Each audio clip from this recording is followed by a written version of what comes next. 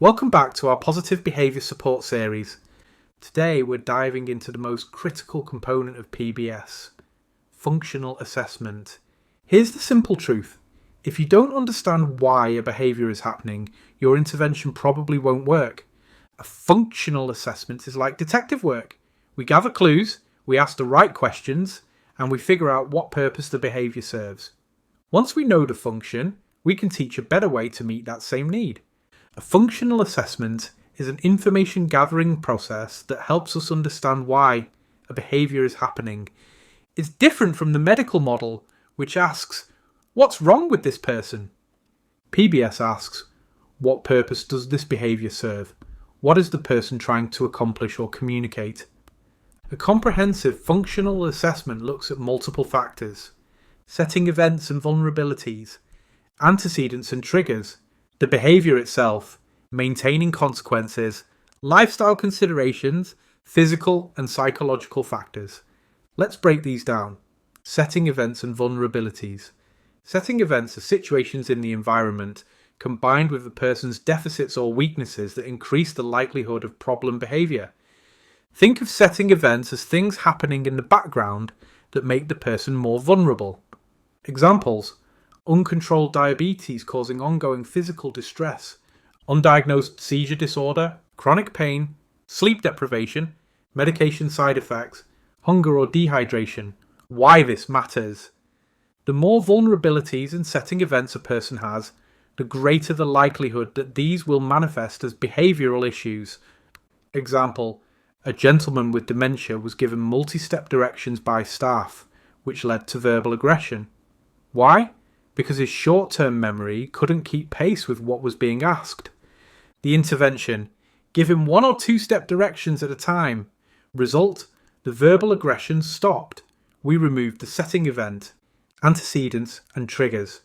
Antecedent means what happened immediately before the behaviour. But there are 2 types of antecedents. Fast antecedents, something that happened right before the behaviour. Example: a loud noise in the environment and the person immediately starts yelling.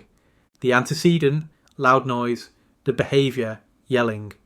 Slow antecedents, precipitants, something that happened days ago but still has an effect. Example: anniversary of a loss. Family member couldn't visit 2 days ago. Upset about something earlier in the week. Then suddenly there's a behavioural episode. The slow precipitant may not be obvious unless you do a thorough interview. Additional types of antecedents: external antecedents, something happening in the environment. Conflict with a peer or family member, interaction with authority figure. Internal antecedents: feelings of loneliness or despair, disturbing thoughts, physical discomfort, universal triggers. Some things affect most people negatively. The biggest one: authoritarian or rigid enforcement. When caregivers use a controlling, rigid approach, it often triggers rebellion or negative responses. This is why we use flexible guidance and collaboration instead of authority. Precursors versus antecedents. People often confuse these, so let's clarify. Antecedents equals triggers, what happened before. Precursors equals noticeable changes in body language that come before the behaviour of concern. Examples of precursors: pacing, pressured speech, rolling eyes, clenching fists, breathing faster, getting quiet and withdrawn. Why this matters: if you recognise precursors, you can intervene before the behaviour escalates. This distinction becomes important when we talk about proactive versus reactive strategies later. Maintaining consequences. Maintaining consequence equals what occurred immediately after the behaviour of concern. Key questions: how did caregivers respond? Was there inadvertent reinforcement? Did our response make things worse? Did the person get what they wanted? Example of inadvertent reinforcement: employee yells at supervisor. Supervisor sends employee home for the day. Employee wanted to leave. Yelling got reinforced. Understanding maintaining consequences helps us avoid accidentally reinforcing problem behaviours. Every behaviour serves a purpose. There are 4 possible functions to any behaviour. Important note: a behaviour can serve one function or multiple functions at the same time. Function 1: Communication. The behaviour serves a communicative function. The person doesn't have the ability to use language to communicate their needs, wants, or feelings, so they resort to physical action. Examples. A non-verbal person hits themselves to say, "I'm in pain." Someone throws things to say, "I don't want to do this." An employee walks away from tasks to say, "I need a break." The intervention. Teach a functional communication skill that serves the same purpose. Function 2. Modulating internal distress. The behaviour helps the person regulate internal emotional distress. Examples. Anxiety, unpleasant emotions, overwhelm, self-injurious behaviour that releases endorphins and helps the person calm down. The intervention. Teach emotional regulation strategies and coping skills. Function 3. Modulating physical distress. The behaviour helps the person regulate physical discomfort or pain. Real life example. A woman had significant irritability and verbal aggression. Turns out she had severe GI issues requiring surgery. Once that was addressed, her aggression subsided immensely.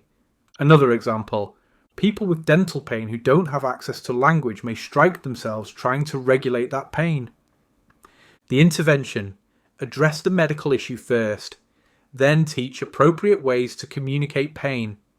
Function 4. Social or environmental control. The behaviour provides the person with control over their environment or social situation. Important point. The need for control is not a bad thing. Control and mastery are built into us as survival mechanisms. We all need a sense of agency in our lives to feel like we have an impact. Example. Someone who grew up in a chaotic, abusive environment learned that controlling behaviour was adaptive. It kept them safe. But that behaviour became maladaptive over time in a different environment. The intervention. Teach functional ways to maintain appropriate control and agency. Key takeaway. Teaching renders maladaptive behaviour unnecessary. When we teach adaptive behaviours that serve the same function, the maladaptive behaviours become unnecessary. This is the cornerstone of PBS, teaching proactive skills. To understand challenging behaviours, we have to ask the right questions. We make a lot of assumptions if we haven't done a thorough assessment. Remember, when you teach adaptive behaviours that serve the same function as maladaptive behaviours, the problem behaviours become unnecessary. That's the power of functional assessment.